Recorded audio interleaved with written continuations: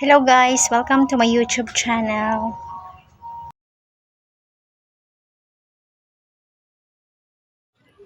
Hello guys, magandang araw. Namimitas ako ngayon ng bunga ng kamyas na aking gagamitin at ilalagay para sa aking sinigang na bangus. Naglalagay din ba kayo ng ganito guys, pampaasim sa inyong mga sinigang? Dito sa amin sa probinsya, ito ay libre lamang po. Pupunta ka lamang sa inyong bakuran at mamimitas. Marami itong paggagamitan guys.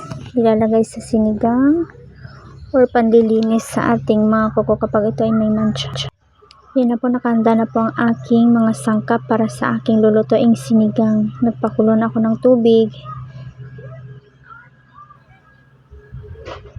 Ayan na. At isusunod ko nang ilagay ang ating mga sangkap. Ayan na.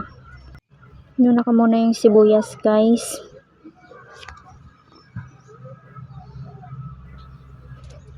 Sinunod ko na rin yung luya. At ayan, pakuluin lamang po. Dinagdagan ko na rin ng kamatis. Ito na, itinatali ko na po ang ating tanglad or lemongrass sa English at barbarano naman sa Ilocano. Ito kasing tanglad na ito guys, pampatanggal ng lansa ng isda. Kaya mainam na ilagay po sa ating mga sinigang. At nang kumulo na, dinagay ko na rin po yung ating tanglad para lumabas yung kanyang bango. Sinunod ko na rin ang ating sitaw. Kapag nagluluto talaga ako ng sinigang, kung naglalagay man ako ng sitaw, inuuna ko po talaga yung sitaw kasi mas matagal itong maluto kaysa sa isda.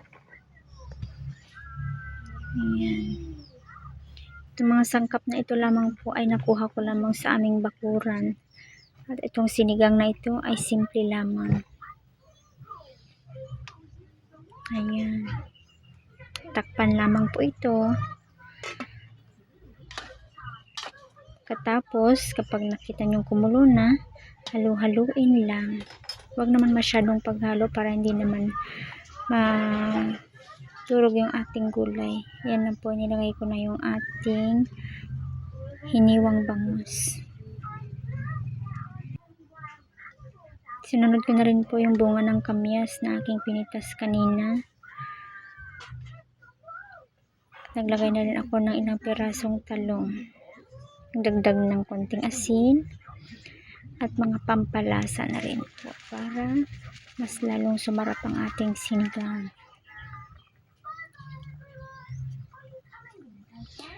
Tingnan lamang po ninyo kapag luto na po ang isda, pwede nyo nang tikman.